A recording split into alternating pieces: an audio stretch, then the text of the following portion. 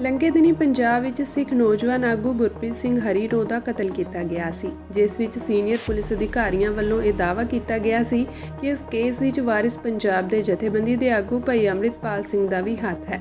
ਇਸ ਮਾਮਲੇ ਤੇ ਭਾਈ ਅੰਮ੍ਰਿਤਪਾਲ ਸਿੰਘ ਦੇ ਪਰਿਵਾਰ ਦਾ ਹੁਣ ਬਿਆਨ ਆਇਆ ਹੈ।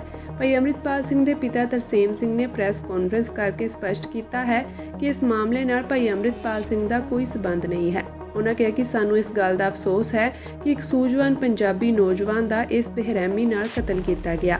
ਅਸੀਂ ਉਹਨਾਂ ਦੇ ਪਰਿਵਾਰ ਨਾਲ ਹਮਦਰਦੀ ਰੱਖਦੇ ਹਾਂ।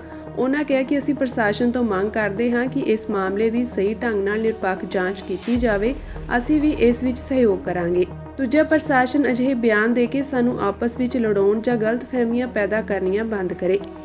ਬਹੁਤ ਅਫਸੋਸ ਵੀ ਆ, ਉਹਦੇ ਪਰਿਵਾਰ ਨਾਲ ਪੂਰਨ ਹਮਦਰਦੀ ਵੀ ਹੈ ਤੇ ਇਸ ਕਰਕੇ ਮੈਂ ਸੋਚਦਾ ਕਿ ਉਹਦੇ ਜਿਹੜੀ ਕਤਲ ਦੀ ਜਾਂਚ ਆ ਕਿਸੇ ਸਿਟਿੰਗ ਜੱਜ ਤੋਂ ਇੱਕ ਨਿਰਪੱਖ ਹੋਣੀ ਚਾਹੀਦੀ। ਉਹਨੂੰ ਪੁਲਿਸ ਨੂੰ ਜੱਜ ਨਹੀਂ ਬਣਾਉਣਾ ਚਾਹੀਦਾ, ਸਰਕਾਰ ਨੂੰ। ਤੇ ਪੁਲਿਸ ਜਿਹਨੂੰ ਮਰਜ਼ੀ ਉਹਦੇ 'ਚ ਜੋੜ ਦੇ।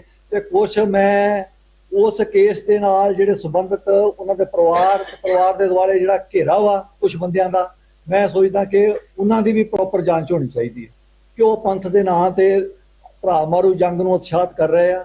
ਤੇ ਆਉਣ ਵਾਲੇ ਸਮੇਂ 'ਚ ਮੇਰਾ ਖਿਆਲ ਹੈ ਕਿ ਇਹਦਾ ਜੇ ਅਸੀਂ ਸਾਰੇ ਜਾਣੇ ਨਾ ਸੁਚੇਤ ਹੋਏ ਤੇ ਸਾਡੀ ਕੌਮ ਨੂੰ ਬਹੁਤ ਵੱਡਾ ਖਮਿਆਜਾ ਭੁਗਤਣਾ ਪੈ ਸਕਦਾ। ਬਹੁਤ ਅਫਸੋਸ ਵੀ ਆ, ਉਹਦੇ ਪਰਿਵਾਰ ਨਾਲ ਪੂਰਨ ਹਮਦਰਦੀ ਵੀ ਹੈ ਤੇ ਇਸ ਕਰਕੇ ਮੈਂ ਸੋਚਦਾ ਕਿ ਉਹਦੇ ਜਿਹੜੀ ਕਤਲ ਦੀ ਜਾਂਚ ਆ ਕਿਸੇ ਸਿਟਿੰਗ ਜੱਜ ਤੋਂ ਇੱਕ ਨਿਰਪੱਖ ਹੋਣੀ ਚਾਹੀਦੀ। ਉਹਨੂੰ ਪੁਲਿਸ ਨੂੰ ਜੱਜ ਨਹੀਂ ਬਣਾਉਣਾ ਚਾਹੀਦਾ, ਸਰਕਾਰ ਨੂੰ।